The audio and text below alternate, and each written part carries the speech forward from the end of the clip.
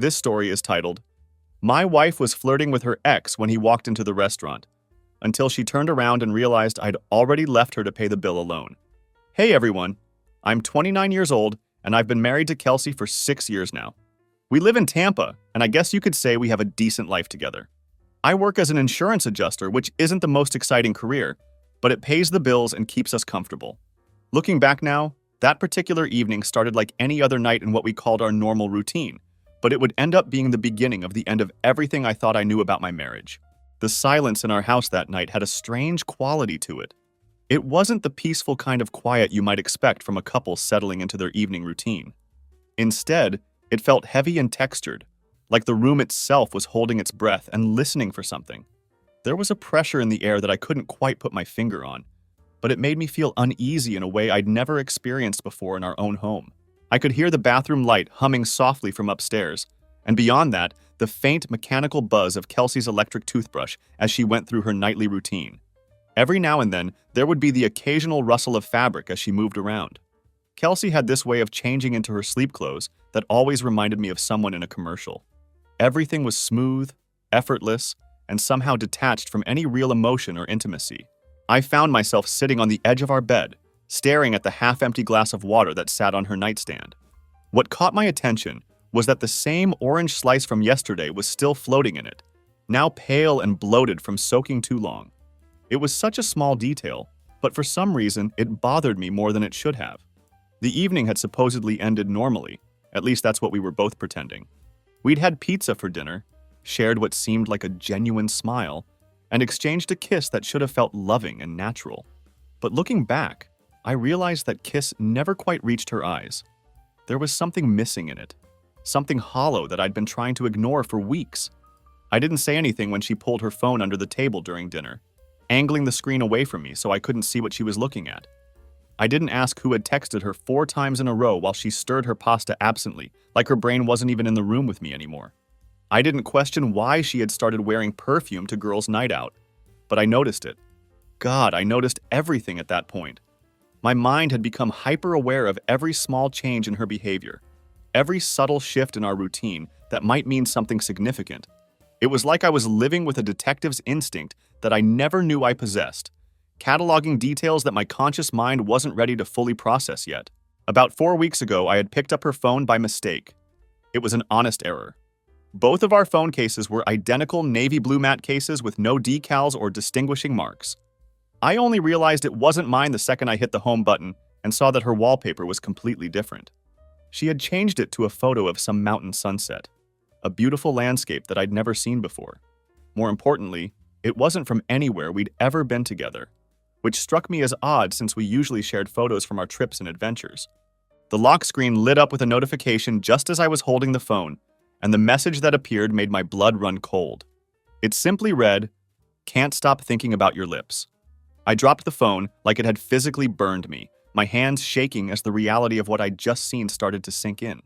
The timing couldn't have been worse. Or maybe it was perfect in its cruel irony, because Kelsey came into the room just at that moment. She was fresh from the shower, with a towel wrapped around her chest and her hair still wet, water droplets trailing down her collarbones. She looked beautiful and innocent, exactly like the woman I'd fallen in love with and married. I didn't say a single word about what I'd seen. I just handed her the phone with what I'm sure was a stunned expression on my face, trying to process what had just happened. She paused for just a moment when she saw the phone in my hands, then looked down at the screen where the notification was still visible. Without even the slightest flinch or sign of panic, she looked back up at me and smiled that same warm smile I'd been seeing for 6 years. "Wrong number?" she said casually, as if it were the most natural explanation in the world. I should have said something right then and there. I should have demanded a real explanation, thrown the damn phone across the room, or at least pressed her for more details about this supposed wrong number. But instead, all I did was nod like an idiot who had forgotten how to breathe, let alone how to stand up for himself. I accepted her explanation because I wanted to believe it, because the alternative was too terrifying to consider. The thing about Kelsey is that she lies with a kind of confidence that's almost hypnotic. She never flinches when she's being dishonest, never over-explains or stumbles over her words the way most people do when they're caught in a lie. Instead, she just plants her lie like a flag right in the middle of the room and dares you to challenge it. And I, like the fool I was apparently becoming, just kept walking in circles around that flag, never quite brave enough to pull it down and see what was really underneath. There's a moment when the world you've carefully built around yourself begins to rot from the inside out. It doesn't collapse in a single loud crash that you can point to and say, that's when everything ended. No, it's much more insidious than that. Instead, it groans subtly at first, like soft wood creaking under your feet when you walk across what you thought was solid ground. You notice a light that flickers just a little too often, or hear the refrigerator humming for longer than it should. These are the small signs that something fundamental is breaking down, but you tell yourself it's nothing serious, just normal wear and tear. And then one day, without any warning, something finally snaps completely. For me, that moment came when I watched the way Kelsey laughed at something on her phone. It wasn't just that she was laughing. It was that she held the phone close to her chest afterward and didn't show me what had amused her. This might seem like a small thing to an outsider, but you have to understand that we used to share everything with each other. Every dumb meme, every inside joke, every ridiculous TikTok video of cats being weird. These were the little moments that made up the fabric of our relationship. But that particular night, she clutched that phone against her chest like it contained a secret she had to protect with her life. The intimacy and openness that had once defined our marriage had been replaced by this careful, guarded behavior that made me feel like a stranger in my own home. I tried to tell myself I was being paranoid, that maybe she was just planning a surprise for me, or looking at something personal that didn't need to be shared. But deep down, I knew something had fundamentally changed between us. Later that same night, while Kelsey was sleeping peacefully beside me, I found myself standing by our bedroom window and staring out into the darkness. My own reflection stared back at me from the glass, tired eyes, clenched jaw, the face of a man who was slowly realizing that his life wasn't what he thought it was. I felt like a ghost haunting my own house, present, but somehow not really there, not really part of whatever was happening around me. That's when I noticed something that made my blood run cold. There was a car I didn't recognize parked across the street from our house. The engine was still warm enough that I could see heat shimmer slightly in the cool night air, but the lights were off. Someone was sitting in the driver's seat, just waiting there, but the windows were too heavily tinted for me to make out a face or any other identifying details.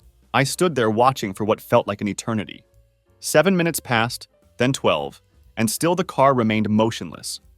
Then, as suddenly as I had noticed it, the engine started and it drove off into the night, leaving me standing at the window wondering if I had imagined the whole thing or if someone had actually been watching our house. I didn't say a single word about it to Kelsey the next day, and she didn't mention anything unusual either.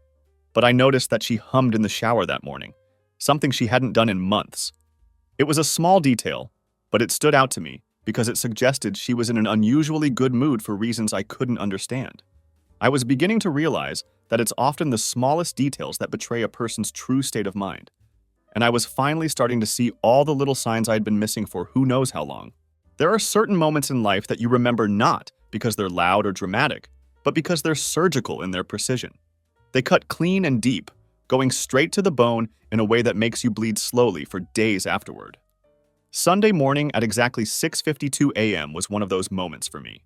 I know the exact time because I was lying in bed, wide awake, staring at the digital clock on my nightstand, while trying to make sense of everything that had been happening. Kelsey was already downstairs in the kitchen, and I could hear the soft, rhythmic clinks of a spoon against ceramic as she prepared her morning coffee. She had this particular habit of always stirring her coffee counterclockwise. It was one of those small, intimate details about a person that you only notice when you've lived with them for years. That kind of seemingly insignificant detail has a way of staying with you, becoming part of the mental catalog you build of someone you love. I didn't go downstairs right away even though I was fully awake. Instead, I stood at the top of the stairs just listening to the sounds coming from the kitchen below. She was humming again, that same upbeat tune she'd been humming the day before. It was something completely unfamiliar to me, which struck me as odd because we usually listened to music together and shared similar tastes. The melody was cheerful and light, suggesting she was in a genuinely good mood. But I couldn't shake the feeling that her happiness was somehow disconnected from anything happening in our marriage. When I finally worked up the courage to walk into the kitchen, she didn't turn around to greet me or even acknowledge my presence. She just kept stirring her coffee with that same methodical, counterclockwise motion, as if she were lost in thought about something far more interesting than her husband's arrival. "You're up early," I said. trying to keep my voice casual and normal, though I could hear the slight tension creeping into my words. She paused for just a breath. Such a small, almost imperceptible break in her stirring rhythm that most people would have missed it entirely. Then she turned around and gave me one of her practiced smiles, the kind that looked genuine but somehow felt rehearsed. "Couldn't sleep," she replied simply. The lie wasn't contained in her actual words, which seemed innocent enough on the surface. Instead, it was written all over her body language. Her back had straightened just a little too much, like someone who was consciously trying to appear relaxed, but was actually on guard. Her fingers gripped the coffee spoon like it owed her something, holding it with a tension that didn't match her casual tone of voice. I walked over to the kitchen island and sat down, watching her carefully as she moved around the familiar space. Without saying anything, she handed me a cup of coffee, but it was black with no sugar, completely wrong for my taste. I've always taken my coffee with cream, and she's known this about me for our entire relationship. It was such a basic detail about my preferences that her mistake felt almost deliberate. I looked directly at her, and she blinked in a way that reminded me of someone who had just been caught speeding and was trying to figure out how to talk their way out of a ticket. "Oh, I thought," she began, but then trailed off without finishing the sentence. "You thought wrong," I said quietly, but with enough edge in my voice to let her know that I was paying attention to these small inconsistencies. She gave me another one of those tight, controlled smiles and turned back to the sink, where she began rinsing out the mug she had been using. As she moved around the kitchen, I noticed something else that seemed significant. Her phone wasn't sitting on the counter in its usual spot like it had been every morning for years. Instead, it was tucked into her back pocket, positioned so that the screen was facing inward where I couldn't see it if any notifications popped up. It was a small change, but it felt like another piece of evidence in a puzzle I was only beginning to understand. By this point, I had developed what I can only describe as a sick, quiet plan that I absolutely hated myself for needing. It went against every instinct I had about trust and privacy in a marriage, but the accumulating evidence of Kelsey's deception had pushed me to a place I never thought I'd find myself. The uncertainty was eating me alive, and I knew I couldn't continue living in this state of constant suspicion without getting some concrete answers. That night, while Kelsey slept peacefully beside me, I made a decision that would change everything.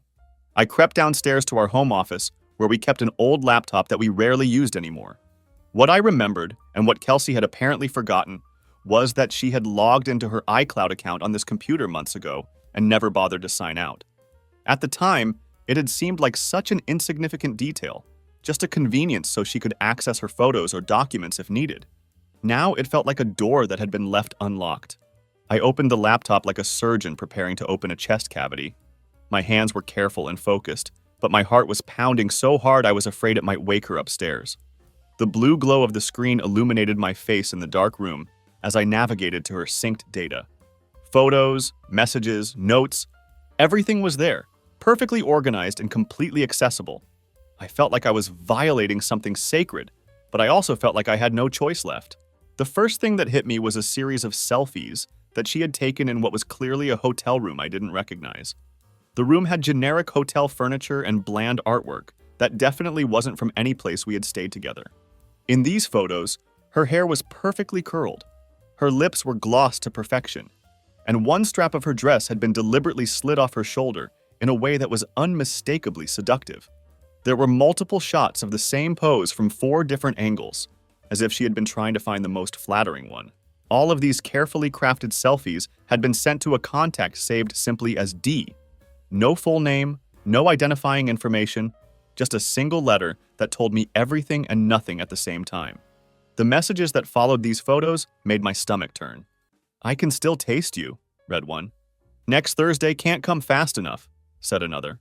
But the one that really drove the knife in was, "I told him I'm working late again, LOL." The casual cruelty of that LOL, like my trust and our marriage were just some amusing joke to her, was almost unbearable. I didn't feel the heartbreak right away, which surprised me. The pain was too precise, too calculated for immediate emotional processing. What I felt instead was something much colder, like the sensation of slipping into a frozen lake and suddenly realizing you're in too deep to scream for help. The methodical nature of her deception was becoming clear to me. This wasn't a moment of weakness or a spontaneous mistake. This was a carefully orchestrated double life. I continued scrolling through the call logs, and what I found there painted an even more disturbing picture. The calls weren't random or sporadic. They followed a clear pattern. Late nights when she said she was catching up on work, lunch breaks when she claimed to be eating with colleagues, and every single Wednesday when she supposedly had those extended team meetings. It wasn't accidental, it wasn't impulsive, and it certainly wasn't innocent. This was a second life that had been carefully crafted and methodically hidden from me. Then I found a message that stopped me cold and made me realize that I was dealing with something even more sinister than I had imagined. "He suspects something," she had written. "He looked right at me tonight. I think I'm going to have to end it soon." At first, I felt a glimmer of hope. Maybe she was planning to end the affair and come clean about everything. But as I read the message again, I realized with growing horror that she wasn't talking about ending the affair at all. She was talking about ending things with me. The betrayal I was uncovering wasn't just physical, and it wasn't just emotional either. What made it so much worse was that it was strategic. Kelsey knew that I was starting to wake up to what was happening, that I was beginning to see through the lies she had been carefully constructing for months. And instead of stopping her deceptive behavior or coming clean about what she had been doing, she was planning to pivot. She was going to manipulate the situation, outmaneuver me, and somehow make herself look like the victim in all of this. I closed the laptop with shaking hands and sat there in the darkness for several minutes, trying to process what I had just discovered. Then I walked downstairs to find Kelsey asleep on the living room couch, a soft blanket pulled up over her knees and the television humming quietly in the background. She looked so peaceful lying there, so serene and innocent, like someone without a care in the world. As I stood there watching her breathe, I tried desperately to remember if I had ever really known this woman at all, or if our entire relationship had been built on a foundation of lies I was too naive to see. My hands were shaking, but I managed to keep completely silent as I stood there studying her sleeping form. Because in that moment, I realized that our dynamic had fundamentally shifted. I wasn't just her husband anymore. I had become her shadow. And now that I understood the game she was playing, I was going to find out everything she had been hiding from me. I was going to uncover every lie, every deception, every carefully crafted manipulation she had used to maintain her double life. 3 days later, I made the decision to follow her.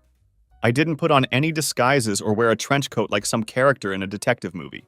It was just me in my regular car, staying about 4 car lengths behind hers as we drove through Tampa. Every nerve in my body was screaming that what I was doing was completely insane, that if she caught me following her, everything would unravel too soon, and I wouldn't have all the evidence I needed to confront her properly. But the truth had developed its own kind of gravity at this point. It wasn't pulling at me like simple curiosity anymore. It was more like hunger, an insatiable need to know exactly how deep her deception went, and how long she had been playing me for a fool. I had to know the full scope of what I was dealing with before I could figure out how to respond to it. She left our house around 6:20 in the evening, telling me she had a team meeting that could potentially run late. She had gotten very good at throwing in those harmless, vague phrases, little cushion lies that were designed to give her flexibility and cover for whatever she was actually planning to do. These phrases used to roll right past me without a second thought, but now they clanged in my ears like warning bells, each one a small piece of evidence in the case I was building against her. I watched her take the highway, but instead of heading toward her office building like I expected, she went in the complete opposite direction. She was driving north toward downtown Tampa, which made no sense if she was really going to a work meeting. I followed from what I hoped was a safe distance, with no music playing and no other distractions. There was just the sound of our engines, the glow of headlights cutting through the evening darkness, and the metallic taste of adrenaline in the back of my throat. She pulled into the parking garage of a mid-range hotel. Nothing too flashy or expensive, but definitely not the kind of place you'd choose for a business meeting either. I parked on the street and waited for exactly 6 minutes, counting each second as it passed, before following her on foot. Inside the lobby, she walked with the kind of confidence that suggested she had been there many times before. Her heels clicked sharply against the polished tile floor, and she moved like she owned the place. What really hit me hard was that she didn't stop at the front desk to check in or ask for directions. She already had a keycard in her hand, which meant this meeting had been planned well in advance. The elevator took her to the 8th floor, and I waited in the lobby, counting to 75 before I followed her path to the elevators. I didn't go all the way up to the 8th floor where Kelsey had disappeared. Instead, I got off at the 7th floor, which was quiet and seemingly deserted. My palms were sweaty and my heart was racing as I tried to figure out my next move. I found the stairwell and carefully crept up 1 flight of stairs, moving as quietly as possible so I wouldn't alert anyone to my presence. The hallway on the 8th floor was thick with the artificial scent of hotel air fresheners and the stale smell of recycled air that all hotels seem to have. I stayed hidden near the fire exit, pressing myself against the wall and straining to listen for any sounds that might give me more information about what was happening. Then I heard it. Laughter that definitely wasn't Kelsey's. It was a man's voice, deep and unfamiliar, coming from what sounded like room 823. The sound of his laughter, mixed with the knowledge of where my wife was and what she was probably doing, made me feel physically sick. I didn't move from my hiding spot. I didn't knock on the door. I didn't break it down. And I didn't scream or cry or demand any kind of explanation for what was happening. Instead, I pulled out my phone with trembling hands and started recording audio. Figured that if I was going to confront Kelsey about this affair, I needed to have concrete evidence that couldn't be explained away or dismissed as paranoia on my part. For 2 minutes, then 3, I stood there capturing the sounds coming from behind that hotel room door. There was more laughter, then muffled voices having what sounded like intimate conversation, followed by periods of silence that left very little to the imagination. I stopped the recording and slipped away from the hallway as quietly as I had arrived, making my way back down to the parking garage and to my car. Back in my vehicle, I sat completely still for what felt like hours, though it was probably only about 30 minutes. The sun had set while I was inside the hotel, and now the streetlights were casting long, dramatic shadows across my windshield. The entire surreal experience felt like something that was happening to someone else, like I was watching a movie about a man discovering his wife's infidelity, rather than actually living through it myself. I pressed play on the recording just once, needing to make sure that my phone had actually captured what I thought it had. Her voice came through clearly, along with his voice, providing me with undeniable proof of what had been happening behind my back. There were no more denials left to make, no more room for doubt or alternative explanations. The evidence was right there in my hands, recorded in her own voice. But here's the strange thing. I didn't cry when I heard that recording. I didn't even blink or show any outward emotional reaction. Something inside me, something that had been slowly building over the past few weeks, had finally woken up completely. It was something slow and dangerous, like a fire that had been smoldering under the surface and was now ready to burn everything down. I drove home through the empty Tampa streets in complete silence, my grip on the steering wheel steady and controlled now. I felt calm in a way that probably should have worried me. It was the kind of calm that comes over someone who is walking directly into a fire, not to escape it, but to watch everything around them burn to the ground. Tomorrow, I would confront Kelsey about what I had discovered, but it wouldn't be in the way she expected. She thought she knew me after 6 years of marriage. She thought she understood how I would react, how I would handle betrayal, and how much I would be willing to fight for our relationship. But as I pulled into our driveway and sat there looking at our house, the home we had built together, filled with memories and shared dreams, I realized that she didn't know a damn thing about who I really was or what I was capable of when pushed to my breaking point. The next morning started exactly like any other lie we had grown comfortable calling our routine. Kelsey made waffles from scratch, the smell of vanilla and butter filling our kitchen, while I poured coffee for both of us and tried to act like a normal husband whose world hadn't been completely shattered the night before. Neither of us looked each other directly in the eye for more than a few seconds at a time, and we moved around each other in our kitchen like two strangers who had learned to share the same space without actually connecting. It was a carefully choreographed dance that we had apparently grown quite good at over the past few months. She wore her casual Tuesday outfit, a light blouse that brought out her eyes and subtle lipstick that made her look effortlessly put together. I also noticed she was wearing a delicate bracelet that I had only started seeing on her wrist about 3 weeks ago. When I had asked about it before, she told me she had bought it online during a late-night shopping session. That had been yet another lie because I had seen the receipt hidden in her purse, and it was clearly a gift from someone else. As she carefully buttered her waffles, I watched her closely, studying every micro-expression and gesture for clues about her mental state. She looked completely relaxed and at ease, like someone who genuinely believed that the worst was behind her and that she had successfully navigated through a potentially dangerous situation. That's when I realized something that chilled me to the bone. She wasn't afraid of being caught anymore. She had convinced herself that she had already won this game we were playing. In her mind, I would never challenge her directly, never confront her about her lies, and never actually see her for who she really was. She had gotten so comfortable with my passive acceptance of her deceptions that she thought she could continue this double life indefinitely. She was completely and utterly wrong about that. I waited until she grabbed her car keys and was getting ready to leave for work before I made my move. "Hey, Kelsey," I said as casually as I could manage, though I could feel my heart racing with anticipation. She turned around to face me, probably expecting some mundane comment about dinner plans or weekend chores. "Yeah?" she replied, her tone light and distracted. "I was thinking of booking us a weekend away," I said, forcing a smile that I hoped looked genuine. "Somewhere with a nice view, you know? Maybe we could reconnect a little bit." She blinked once, and I could see her processing this unexpected suggestion. Then I delivered the line that I had been planning since I drove home from the hotel the night before. "Maybe someplace like the Harbor Grand," I said, watching her face carefully for any reaction. The name of the hotel hit her like a physical slap. It was the same hotel where I had followed her, the same building where she had met with her mysterious contact D, and she knew that I knew it. For just a split second, barely long enough for most people to register, she froze completely. Her face went blank, her breathing stopped, and I could see the gears turning frantically in her mind as she tried to figure out how much I actually knew and how she should respond. But then, like the absolute professional she had become at deception, she recovered almost instantly and laughed. It was a light musical sound that would have seemed completely natural to anyone who didn't know what I knew. "That's so random," she said, tilting her head slightly with what appeared to be genuine curiosity. "What made you think of that particular place?" I shrugged, maintaining my casual demeanor even though every muscle in my body was tense with anticipation. "I heard good things about it from someone at work." "Have you ever been there before?"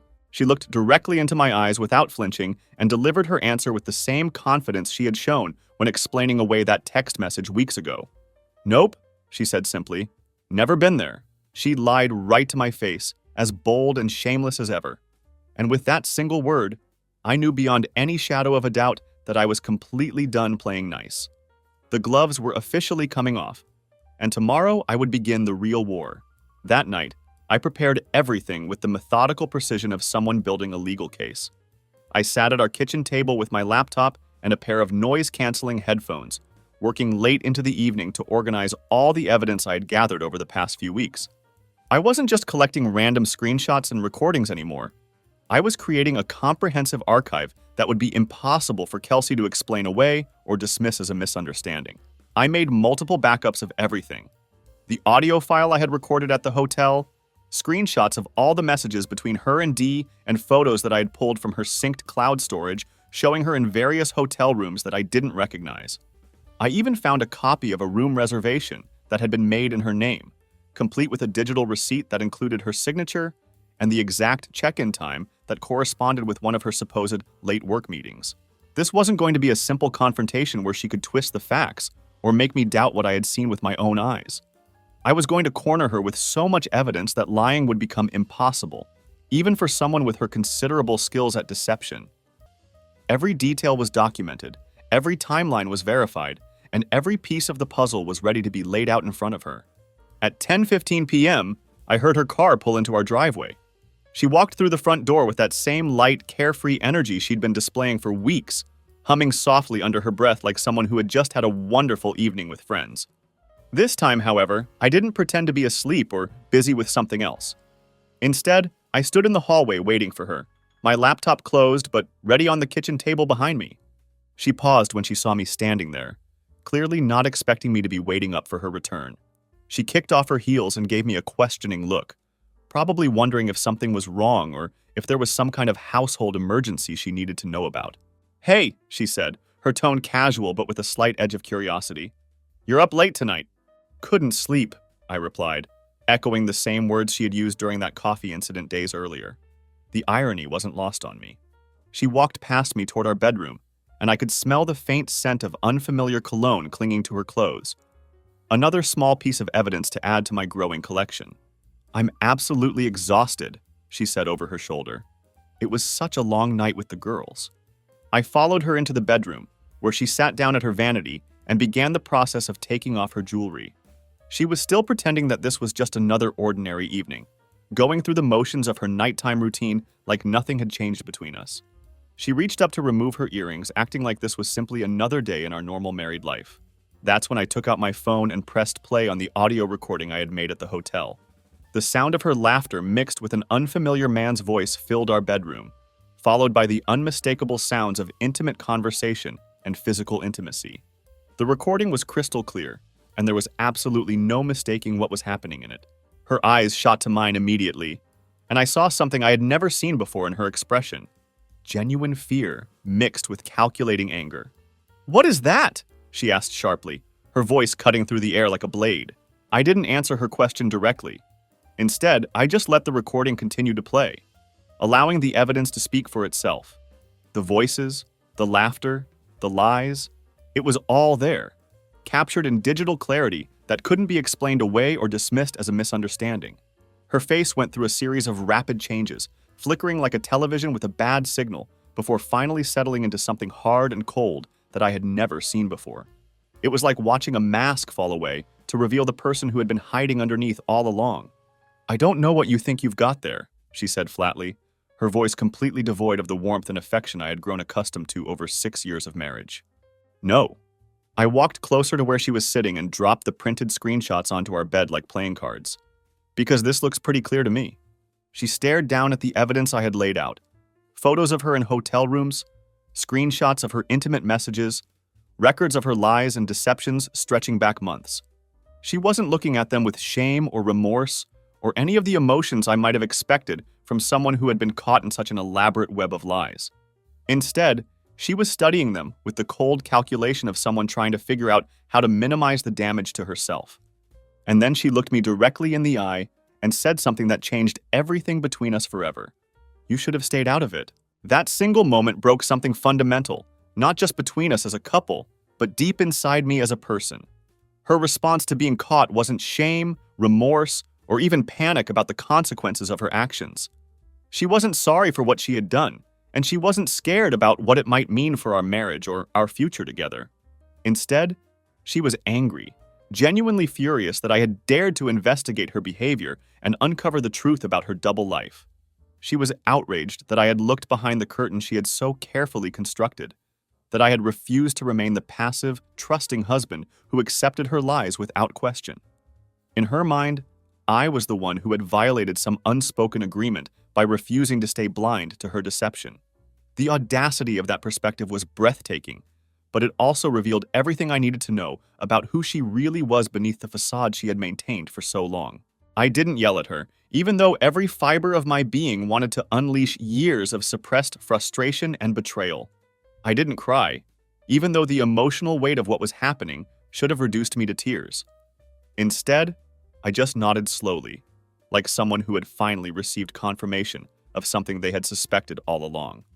Then I walked out of our bedroom with deliberate, measured steps and closed the door firmly behind me. That action, the simple act of closing the door and walking away, was my silent declaration that I was done pretending this marriage was salvageable. I was finished trying to work with someone who saw my discovery of her lies as a greater offense than the lies themselves. The woman I had married, the person I thought I had known and loved for 6 years, either no longer existed or had never existed in the first place. Because now I was done pretending that we could somehow work through this, done hoping that she might eventually show some genuine remorse or accountability for her actions. Tomorrow, I would start fighting the real war, not the shadow game of suspicion and half-truths we had been playing for months, but an open conflict where I would use every piece of evidence I had gathered to protect myself and my future. I didn't sleep at all that night. Not a single minute of rest came to me as I sat in our living room with all the lights turned off, surrounded by nothing but the low, constant hum of the refrigerator in the background and my own racing thoughts.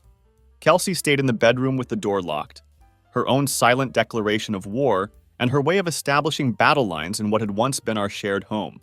I could hear her moving around occasionally through the closed door, the sound of drawers being opened and closed, footsteps pacing back and forth across the hardwood floor. She didn't come out to try to talk to me or explain herself, and I didn't go back in to continue the conversation. It was better this way, cleaner and more honest than the pretense we had been maintaining for so long. At sunrise, I got dressed for what I knew would be one of the most important days of my adult life. I didn't put on my usual work clothes, the business casual attire of an insurance adjuster heading to another routine day at the office. Instead, I chose jeans and an old jacket with comfortable sneakers, clothing that would be practical and comfortable for what I was about to do. I needed to be ready for a day that would require mobility, clear thinking, and the kind of resolve that comes from knowing you're fighting for your own survival. I drove to my office building as usual, but I didn't actually go inside to start my workday. Instead, I parked in the lot across the street and settled in to wait. At exactly 8:47 a.m., I watched Kelsey's car pull into the parking area. Even from a distance, I could see that she had taken extra care with her appearance that morning.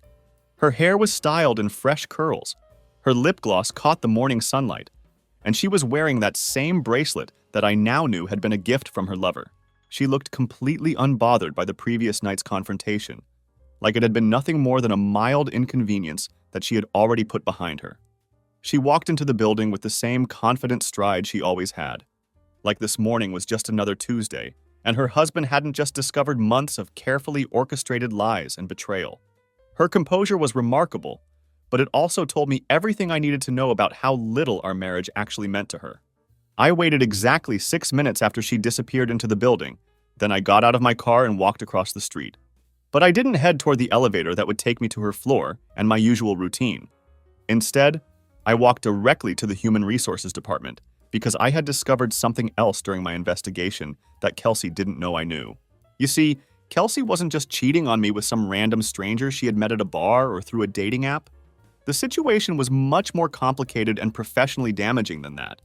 She was having an affair with her direct supervisor, Derek Thompson, a 51-year-old married man with 3 children who held the position of vice president in her department. This detail hadn't become clear to me until I had gone through the second backup of her iCloud data more thoroughly. I discovered that she had been keeping screenshots of their conversations like some kind of twisted trophies, digital souvenirs of their inappropriate workplace relationship. The messages included not just personal and intimate content, but also photos that were completely unprofessional and potentially illegal, given the power dynamic involved. Most damning of all were the calendar invites that Derek had sent her for fake strategy meetings and team-building sessions that lined up perfectly with hotel stays and unexplained absences. One of the calendar invites was so blatantly obvious that it was almost comical. It was literally titled Check-in 4:15, followed by a smiley face emoji. They weren't even trying to be subtle about their deception anymore, probably because they thought they were untouchable and that no one would ever connect the dots between their fake meetings and their actual activities. So I walked into the Human Resources office and handed over everything I had collected. Every screenshot, every audio file, every message, every piece of evidence that documented their affair and the abuse of company resources that had been used to facilitate it.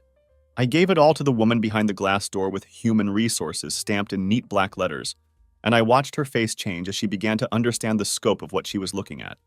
I want to be clear about something. I didn't do this out of pettiness or a desire for simple revenge against my cheating wife. I did it because people like Kelsey and Derek build their own little kingdoms out of lies and deception, using their positions of power to manipulate situations and people for their own benefit. And I was no longer willing to let them rule over any part of my life, whether personal or professional. Kelsey had made this personal when she chose to betray our marriage vows and lie to my face for months. Now I was making it official by bringing their misconduct to the attention of the people who had the authority to do something about it. She had started this war with her deception, and I was going to finish it with the truth. The HR representative told me that they would begin a formal investigation into the allegations I had presented, and that it might take some time to review all the evidence and interview the relevant parties. She assured me that everything I had shared would be treated with appropriate confidentiality while they conducted their review. I told her that she might want to check the company credit card records, because I had discovered that room 823 at the Harbor Grand Hotel had been charged to an internal corporate account on multiple occasions. After that conversation, I went home to wait for the inevitable confrontation. Kelsey was already there when I arrived, which surprised me because she rarely left work early for any reason. She was sitting at our kitchen table with one leg crossed elegantly over the other, a glass of red wine in her hand, despite the fact that it was only 9:30 in the morning. The sight of her drinking alcohol so early in the day would have been concerning under normal circumstances, but these were far from normal circumstances. She didn't even flinch when she saw me walk through the front door. Instead, she looked at me with a mixture of curiosity and challenge, like someone who was genuinely interested in seeing how this particular chess match would play out. "You're really doing this?" she asked, her voice steady and controlled despite the early morning alcohol consumption. "I already did," I replied simply, matching her calm tone with my own. She smirked then, a cold expression that I had never seen on her face before during our entire relationship. "You think this is going to hurt me somehow?" "No," I said, walking closer to where she sat. "I think it's going to expose you for exactly who you are." She leaned back in her chair with the casual confidence of someone who believed she still held all the cards in this situation. "You always were overly dramatic about everything." I stared at her for a long moment, studying this woman who looked like my wife but seemed like a complete stranger. "And you always were a liar," I said quietly. She tilted her head to one side, studying me like I was some kind of interesting specimen under a microscope. "You think this makes you strong? Running to HR like a little kid telling on the big bad boss?" I stepped closer to her, close enough that I could see my own reflection in her eyes. "No. What makes me strong is not throwing that wine glass at your face right now." She blinked at that, but she didn't look scared or intimidated. If anything, she looked bored, like this entire confrontation was just another tedious obligation she had to endure. And in that moment, I realized something that was both liberating and terrifying. She wasn't even fighting me anymore. She was just watching me burn myself out with my own anger and frustration. Well, that was perfectly fine with me, because I had already made peace with the fire that was consuming our marriage, and she was standing right in the middle of it whether she realized it or not. By Wednesday morning, the entire office atmosphere had changed in a way that was impossible to ignore. I didn't need any official confirmation to know that the HR investigation had begun in earnest. You could feel it in the energy of the building. There were sharp, uncomfortable glances between colleagues, hushed whispers in the hallways that stopped abruptly when certain people walked by, and a general sense of tension that seemed to affect everyone who worked there. People were suddenly avoiding eye contact with me, which told me that word had gotten out about my role in whatever was happening. The rumor mill in any office environment is incredibly efficient, and I could practically see the gossip spreading through the building like wildfire. Some employees looked at me with curiosity, others with what might have been respect, and a few with the kind of nervous energy that comes from realizing that workplace drama can have real consequences. The most telling sign, however, was that both Kelsey and Derek failed to show up for work that day. Their simultaneous absence was confirmation enough that the investigation had moved beyond the preliminary stages and into active interviews and fact-gathering. When two people who are alleged to be having an affair both call in sick or take personal days on the same day that HR is investigating their relationship, it sends a pretty clear message to everyone who's paying attention. Back at home, the atmosphere between Kelsey and me had shifted into something even quieter and more tense than before. We moved around each other like strangers who had found themselves trapped in the same room with no available exits. The air was thick with all the things we weren't saying to each other. Not regret or guilt on her part, but a kind of mutual exhaustion that comes from fighting a war that both sides know is already over. She barely spoke to me during those few days, and when she did, it was only to address practical matters like household logistics or scheduling. We had become two people sharing a space rather than a married couple working through a crisis. There was no discussion of counseling, no attempts at explanation or apology, no efforts to salvage what remained of our relationship. We both understood, without ever saying it out loud, that we had moved beyond the point where our marriage could be repaired. Then came Thursday morning, and everything changed again. Kelsey approached me with the kind of business-like demeanor that suggested she had spent considerable time preparing for this conversation. She sat me down at our dining room table like she was conducting a formal business meeting, and there was something almost ceremonial about the way she placed a manila folder neatly in front of me. Inside that folder were divorce papers, not rough drafts or preliminary documents, but official legal paperwork that had clearly been prepared by a competent attorney. Her signature was already there at the bottom, written in her careful script, indicating that she had been planning this move for some time. "I think it's time," she said, her tone completely flat and devoid of any emotion. "We both know this marriage isn't going anywhere productive at this point." I stared down at the signature line that was waiting for my name, trying to process the fact that she was treating the end of our 6-year marriage like a business transaction that needed to be completed efficiently. There was no sadness in her voice, no acknowledgement of what we were losing, no recognition of the life we had built together that was now being dismantled. "You're not even going to try to lie to me one more time?" I asked, genuinely curious about whether she had any deception left in her arsenal. She blinked slowly, like someone who was tired of playing games that no longer served any purpose. Why bother at this point? You've clearly made your choice about how you want to handle this situation. No, I said, feeling a surge of anger at her attempt to shift responsibility. You made all the choices here. I just reacted to the consequences of your decisions. She sipped her coffee with the same calm composure she had maintained throughout this entire ordeal. I could drag this divorce out if I wanted to, she said matter-of-factly. We both know that I have more to lose than you do in terms of reputation and career prospects. But that doesn't mean I won't fight dirty if you push me to do it.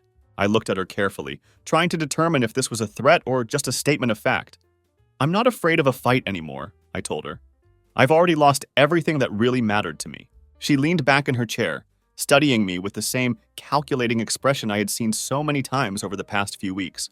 You really think people are going to see you as the victim in all of this? She asked. I laughed then, but it was a low, bitter sound that didn't contain any real humor. I don't care what people think they see, I said. I know what I saw, I know what I heard, and I'm done protecting your image or your reputation. Her jaw tightened for just a moment, the first crack I had seen in her armor of complete composure. It was a small victory, but it felt significant. I want the house, she said then, like she was making an opening bid in a negotiation. I looked at her for a long moment, then delivered the line I had been preparing since she had placed those divorce papers in front of me. You'll have to buy me out, I said, because you're not staying here while we settle this mess. She didn't move or show any immediate reaction to this news. And if I refused to leave, I stood up from the table, feeling more confident and in control than I had in months. Then I'll have the locks changed and send the rest of your belongings to your new boyfriend's office. That is, assuming he still has one after HR finishes their investigation. The silence that followed stretched between us like a wire that was pulled tight and ready to snap at any moment. She eventually stood up as well, moving with the same slow, deliberate motions that had become characteristic of all our interactions lately. Without another word, she walked upstairs to begin the process of packing her things. 4 hours later, she left our house for the final time, taking 3 large suitcases and offering no goodbye or final words. Just the sharp slam of the front door and the faint smell of her perfume trailing behind her like the ghost of a relationship that had died a long time before either of us was willing to admit it. I stood in the hallway listening to the profound quiet that followed her departure. It was over. Not just the marriage, not just the betrayal and the lies, but all the pretending, hoping, and forgiving that had kept me trapped in a situation that was slowly destroying my sense of self-worth. What was left in the wake of her departure was something raw but clean, something honest and real. For the first time in years, I felt like I could breathe freely in my own home. I didn't hear from Kelsey for an entire week after she left. There were no phone calls, no text messages, no attempts at contact whatsoever.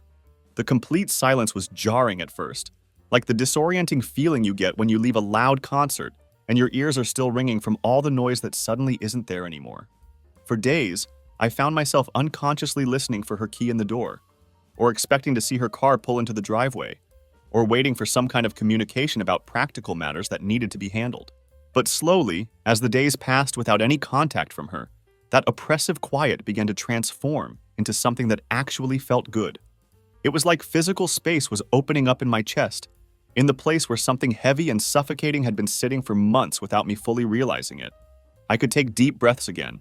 I could think clearly, and I could move through my own house without constantly analyzing every sound and shadow for signs of deception. Then, exactly 1 week after her departure, I received an email from her. The subject line was sterile and businesslike. We need to talk. She didn't even bother with a greeting or any of the personal touches that you might expect from someone who had shared 6 years of marriage with you. Instead, there was just a block of cold, efficiently written text that read like a memo from a corporate lawyer. The email informed me that she wanted to arrange a time to come by the house to collect the remainder of her personal belongings. She also wanted to discuss what she called final logistics, presumably the practical details of disentangling our shared life and moving forward with the divorce proceedings.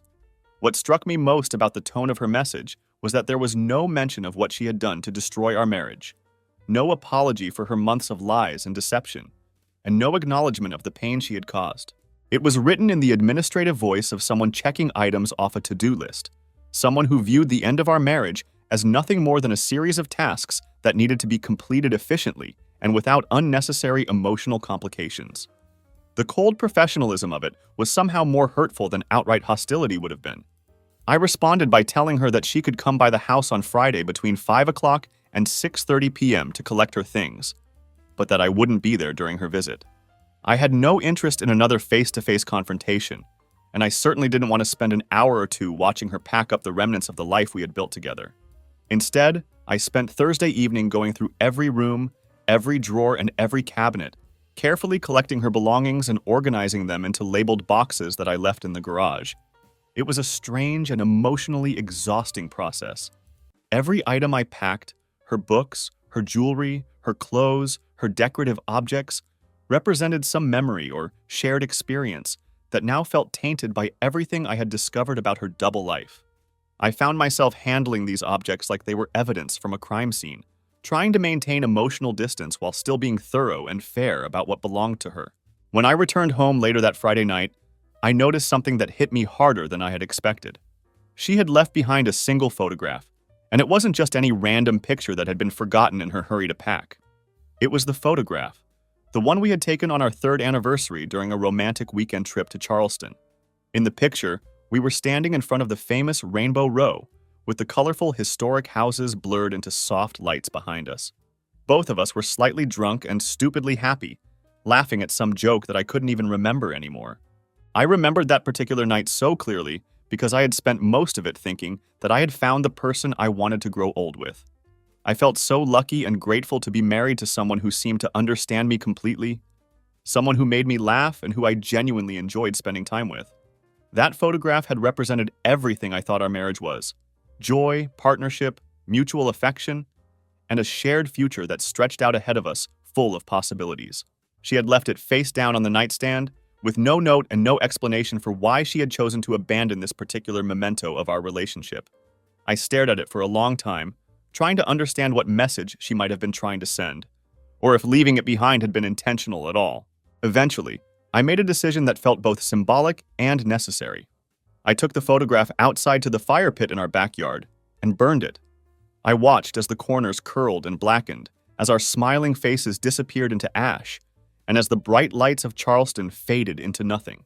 The destruction of that image felt like the final step in accepting that the happy couple in the photograph had never really existed, at least not in the way I had believed they did, because I finally understood something important. That photograph hadn't meant anything to her anymore. Maybe it never had. And I was no longer willing to be the only person carrying the weight of memories that had been built on a foundation of lies and pretense. Later that weekend, I received an unexpected phone call from Victoria, Kelsey's younger sister. Victoria had always been kind to me during our marriage, and we had maintained a friendly relationship over the years, though we were never particularly close. Her voice on the phone was gentle and apologetic as she told me how sorry she was about everything that had happened between Kelsey and me.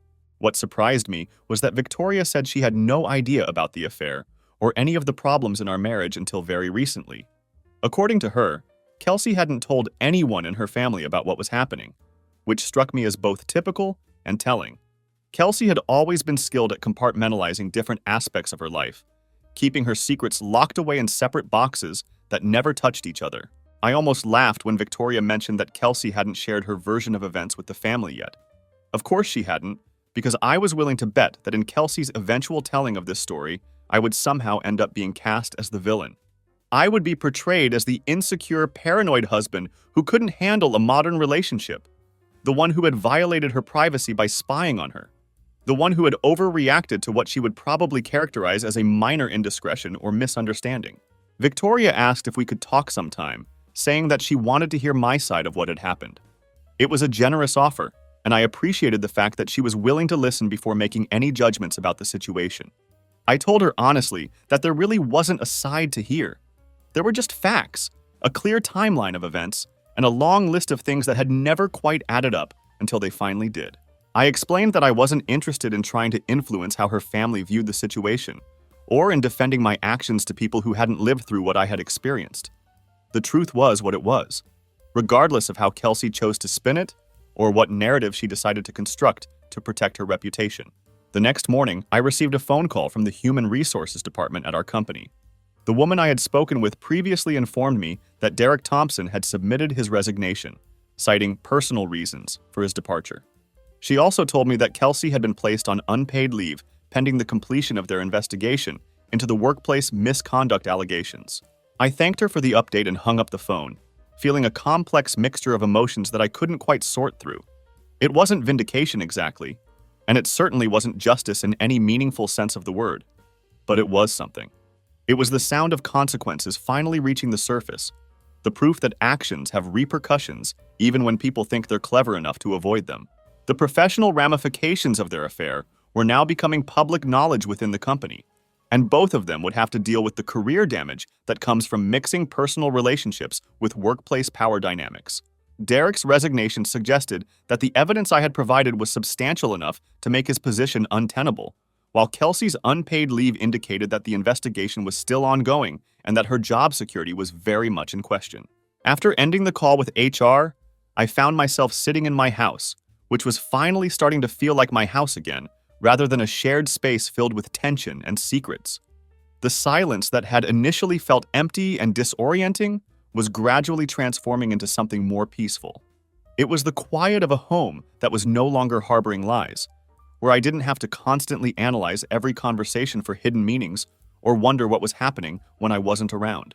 But the house was also too quiet in some ways. Not in a peaceful, meditative sense, but in the hollow way that spaces feel when they've been suddenly emptied of familiar sounds and routines. I found myself walking through rooms like I was retracing memories, checking for emotional damage the way you might inspect your home after a storm to see what could be salvaged and what needed to be rebuilt from scratch. The kitchen, where Kelsey used to make her fake phone calls while pretending to organize recipes. The hallway, where she had passed me countless times without the kind of touch or acknowledgement that should exist between married partners.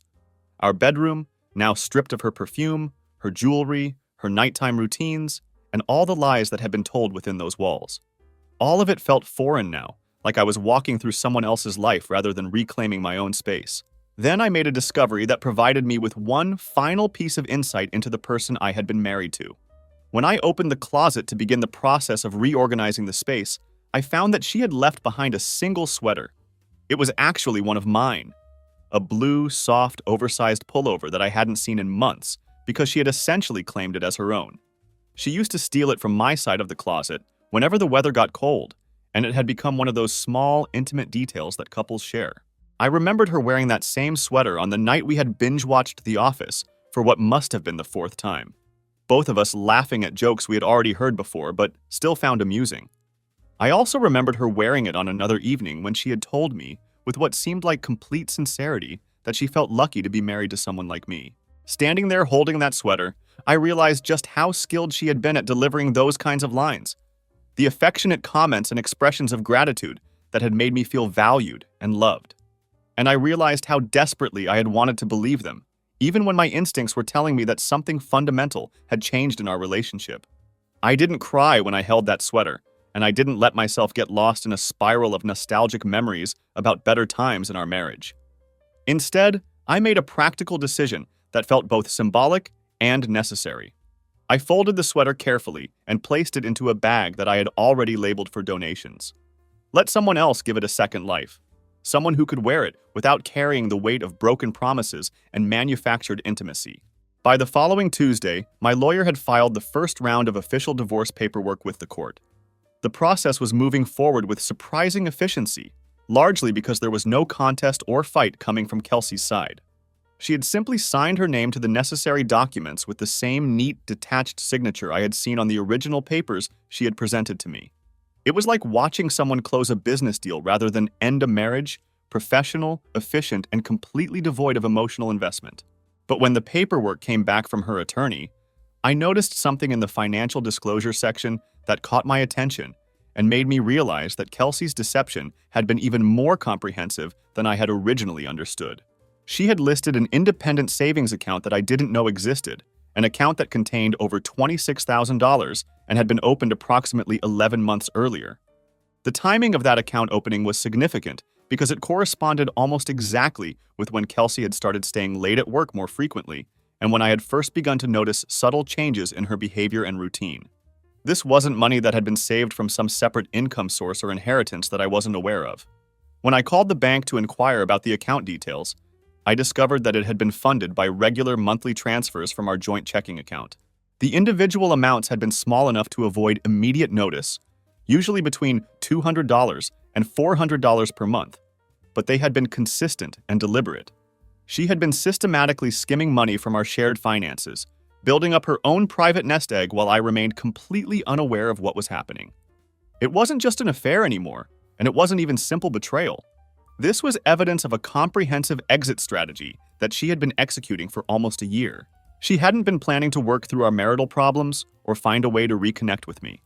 She had been planning her escape, carefully and methodically setting aside the financial resources she would need to start a new life without me. The affair with Derek wasn't a moment of weakness or a spontaneous mistake. It was part of a larger plan that she had been building long before the first lie had passed her lips in my presence. I sent copies of the bank statements to my lawyer, who immediately recognized the legal implications of what I had discovered. He told me that we had a strong claim for financial misconduct and that I could potentially recover the money she had taken from our joint account without my knowledge or consent. The systematic nature of the transfers and the secrecy surrounding the account would make it very difficult for her to argue that this was anything other than deliberate deception. But then I made a decision that surprised even my attorney. I told him that I didn't want to pursue the money or try to recover what she had stolen from me. He paused for a moment, clearly not understanding my reasoning, and asked me if I was sure about that choice. Yeah, I told him with more confidence than I had felt in months. Let her keep every last cent of it. He didn't understand my logic, but I did. I wanted Kelsey to keep that money because I wanted her to look at that account balance every single time she opened her banking app on her phone. I wanted her to see that number and remember exactly what it had cost her to lose me. More importantly, I wanted her to know that it would never be enough, that no amount of money could compensate for what she had thrown away when she decided that lies and betrayal were preferable to honesty and commitment. The $26,000 she had stolen was a tangible representation of her character, a permanent reminder of the lengths she had been willing to go to in order to deceive someone who had loved and trusted her completely. Let her carry that weight. Let her explain it to herself every time she spent any of that money. And let her remember that it came from the systematic destruction of a relationship that had once meant everything to her husband. Because ultimately, I realized that I didn't want anything from her anymore. Not explanations, not apologies, not financial restitution, and certainly not any attempts at reconciliation. What I wanted was for her to live with the consequences of her choices, to carry the knowledge of what she had done and who she had become, and to understand that some things cannot be undone or forgotten, no matter how much money you save up or how carefully you plan your exit strategy. I started sleeping with the windows open every night, not necessarily because I needed the fresh air, though I certainly did, but because I needed to hear sounds that came from outside of my own head. I needed the honest sounds of the world around me. Crickets chirping in the darkness, the distant hum of traffic from the main road, the occasional bark from a neighbor's dog responding to some nighttime disturbance. These were authentic sounds, natural and unfiltered, the kind of noise that doesn't lie or manipulate or try to convince you that reality is something other than what it actually is. Kelsey's name still appeared on my phone occasionally, though never from direct contact with her. Instead, it would pop up in old emails that I hadn't bothered to delete yet, in shared login credentials that auto-filled when I visited certain websites, or in digital memories that I hadn't taken the time to purge from my devices. These were like small ghosts haunting my technology, reminders of a shared life that had been systematically dismantled over the course of several months. The most jarring of these digital hauntings came from an old shared calendar notification that suddenly appeared on my phone screen. It was a reminder for an event from exactly 1 year ago, anniversary dinner at 8. I stared at that notification longer than I should have, remembering that particular evening with a clarity that was both painful and illuminating. That anniversary dinner had been when everything started to go seriously wrong in our marriage, though I hadn't recognized it at the time. Kelsey had said she wanted something low-key and intimate, no fancy restaurant, no professional photos, no elaborate gifts or grand romantic gestures. Just dinner at a quiet place and then home to spend time together as a couple. I had thought she was just tired from work stress, or maybe she was going through a phase where she preferred simplicity over celebration. Now I understood that she hadn't wanted anything memorable or documented because she was already stepping out of our marriage emotionally, even if the physical affair hadn't begun yet. While I was making reservations and planning what I thought would be a romantic evening together, she was already making other plans that didn't include me. The low-key anniversary wasn't about intimacy. It was about minimizing the guilt she would feel later when she looked back on that time period. On an impulse that I couldn't quite explain, I decided to go to that same restaurant where we had celebrated our last anniversary together. I sat at the bar rather than requesting a table, and I ordered the same drink I had ordered that night, a Manhattan with an extra cherry. I didn't expect anything profound or therapeutic from this visit, but something about revisiting that location felt necessary, like I needed to reclaim that space and those memories for myself. While I was sitting there, nursing my drink and thinking about how much had changed in 12 months, a guy about 3 stools down from me turned in my direction and struck up a conversation. "Rough night?" he asked, probably noticing something in my expression or body language that suggested I was working through some difficult emotions. I smiled, and for the first time in months, it felt like a genuine expression rather than something I was performing for someone else's benefit. "Not rough exactly," I replied. Just revisiting some memories and trying to put them in perspective. We ended up talking for over an hour about completely unrelated topics: basketball playoffs, local politics, different brands of whiskey, and their relative merits. He didn't ask about the pain that was probably still visible behind my smile, and I didn't offer any explanations or personal details about what had brought me to that particular bar on that particular night. It was exactly the kind of conversation I needed. Honest, straightforward, and free from the emotional manipulation and hidden agendas that had characterized so many of my interactions over the past year. And it was during that simple, genuine conversation with a stranger that I realized something important. For the first time in months, I didn't feel like a victim of someone else's deception. I didn't feel like a broken man trying to piece together the fragments of a shattered life. Instead, I felt like myself again.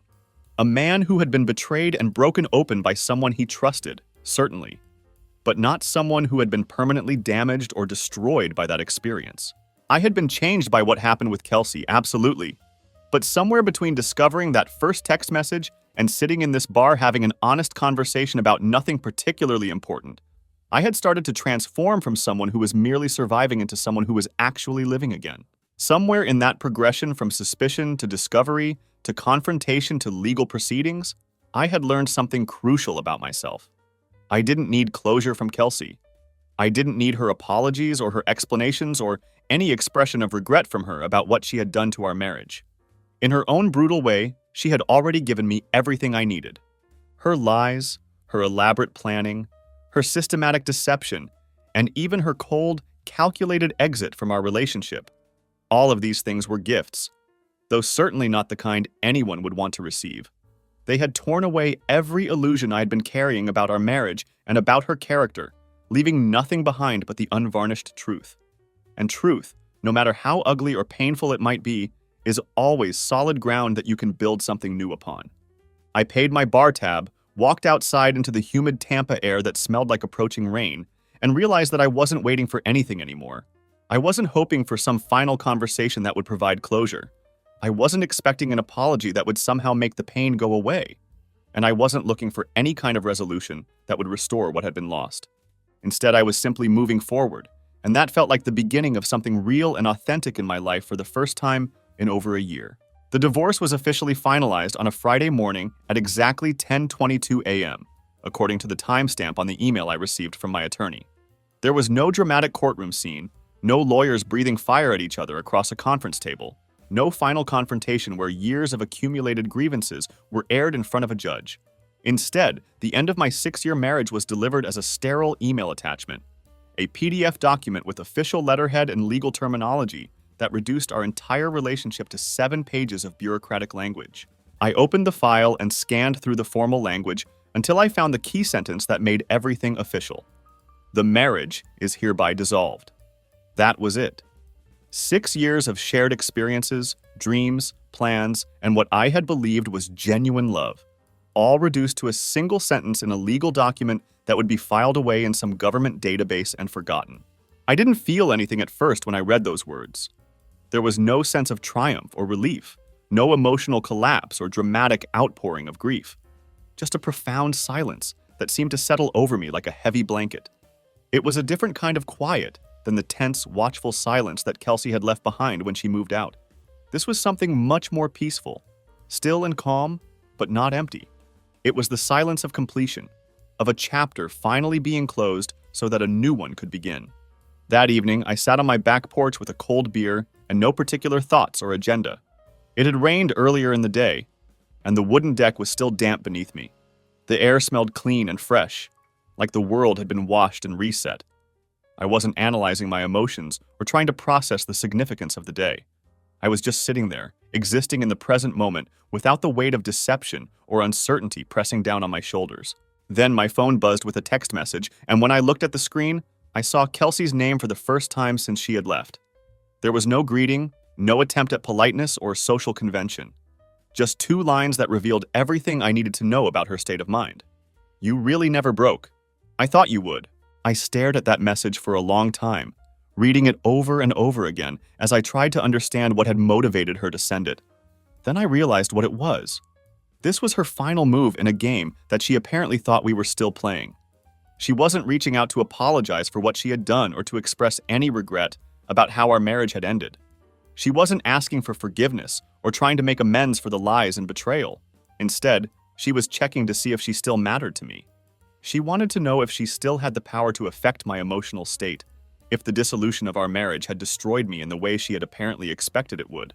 It was a probing message designed to test whether I was still vulnerable to her manipulation, whether she could still get a reaction from me even after everything that had happened. And in that moment, I smiled, genuinely smiled, because I finally understood something that had taken me months to figure out. This message wasn't about me at all.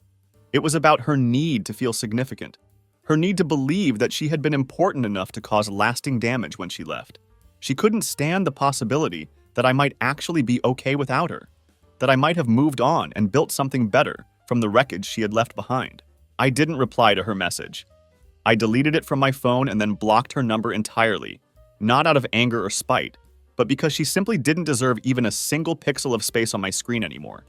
She had forfeited any right to access my thoughts or emotions the moment she decided that lies and betrayal were preferable to honesty and commitment. In the weeks that followed the finalization of our divorce, I began to make deliberate changes to reclaim my life and my living space. I had new locks installed on all the doors, not because I was afraid of Kelsey, but because I wanted the symbolic fresh start that comes with knowing that you control who has access to your personal space. I established new routines and rhythms that were based on my own preferences and needs rather than the complicated dance of accommodation and avoidance that had characterized the final months of our marriage. I started running again, something I had given up during the worst period of discovering her deception, because I hadn't had the mental energy for physical exercise. I painted several rooms in the house, choosing colors that I actually liked rather than the neutral tones we had compromised on as a couple. I gave away the living room furniture that she had selected, pieces that had never quite felt comfortable to me, but that I had accepted because maintaining harmony had seemed more important than expressing my preferences. Most significantly, I adopted a dog from the local animal shelter. Charlie is a mixed breed with one ear that flops down and one that stands up straight, giving him a perpetually curious expression. He has the kind of steady, honest gaze that suggests he's seen some difficult things in his life, but hasn't lost his capacity for trust and affection. He sleeps beside my bed now, providing the kind of uncomplicated companionship that I had forgotten was possible.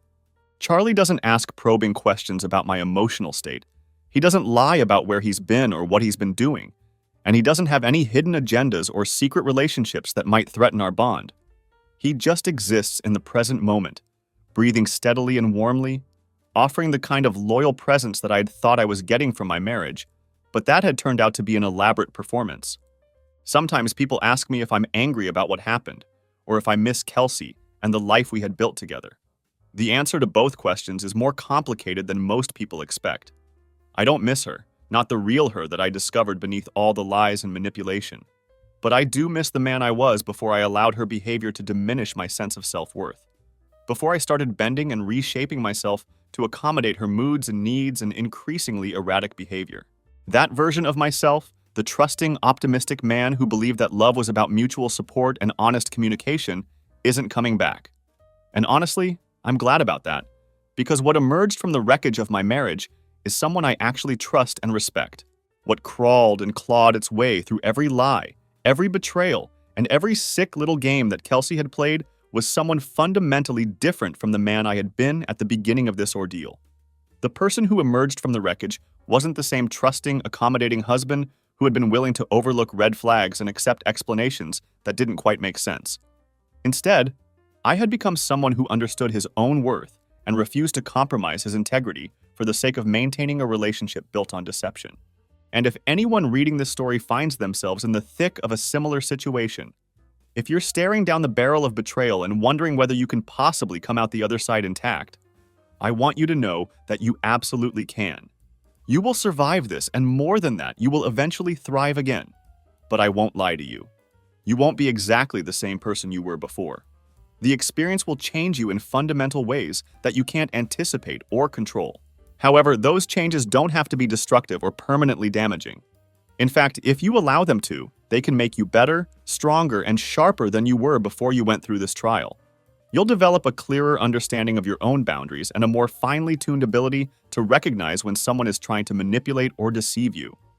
You'll learn to trust your instincts even when other people are trying to convince you that your perceptions are wrong. Most importantly, you'll discover that love isn't really about how much you're willing to forgive or how many compromises you're willing to make to keep someone in your life.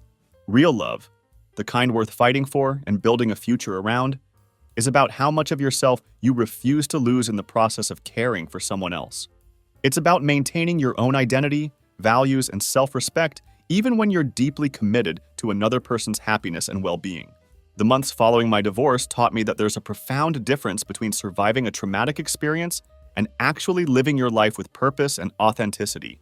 For a long time after discovering Kelsey's affair, I was merely surviving, getting through each day, managing the practical aspects of ending our marriage, and trying to process the emotional impact of having my reality completely restructured by someone else's deception. But then one day, without any warning or dramatic moment of realization, I looked around and understood that I wasn't just surviving anymore. I was genuinely living again, making choices based on my own preferences and values, building relationships based on honesty and mutual respect, and moving through the world with a confidence that came from knowing exactly who I was and what I would and wouldn't accept from other people. The house in Tampa that had once felt like a prison filled with secrets and lies had been transformed into a sanctuary where I could think clearly, breathe freely, and make plans for a future that belonged entirely to me. Charlie and I had established our own routines and rhythms, simple daily patterns that were based on genuine needs and preferences rather than the complex negotiations and accommodations that had characterized my marriage. I wake up each morning knowing that the person sleeping beside my bed, even if it's just a dog with mismatched ears, is exactly who they appear to be. There are no hidden agendas, no secret phone calls, no elaborate deceptions being maintained at my expense. The relationships in my life now are built on a foundation of honesty and mutual respect that I had forgotten was possible. Sometimes, late at night when I'm sitting on my back porch listening to the honest sounds of the world around me, I think about that scared, confused man who first discovered a suspicious text message on his wife's phone and didn't know what to do with that information. I feel compassion for him, but I don't miss being him. He was someone who had lost touch with his own strength and worth, someone who had become so focused on maintaining peace in his relationship that he had forgotten how to fight for his own dignity and happiness. The journey from that frightened, passive husband to the confident, self-assured man I am today wasn't easy or quick. It required me to confront some uncomfortable truths about myself, to develop skills and boundaries I had never needed before, and to rebuild my sense of identity from the ground up. But it was absolutely worth every difficult moment, every sleepless night, and every painful realization about the person I had married and the marriage I had been trying to save. If you find yourself in a similar situation, wondering whether you have the strength to confront a partner's deception and rebuild your life on your own terms, I want you to know that you do. You have reserves of courage and resilience that you probably don't even realize exist yet. You have the capacity to not only survive betrayal, but to use that experience as the foundation for building something better and more authentic than what you're losing. It won't be easy and it won't happen overnight, but you will discover that you're stronger than you think. And one day, without warning, you'll realize that you're not just getting through each day anymore. You're actually living your life with purpose, integrity, and genuine happiness. That realization, when it comes, will be worth everything you had to endure to reach it. Final lines processed from original text. You're living,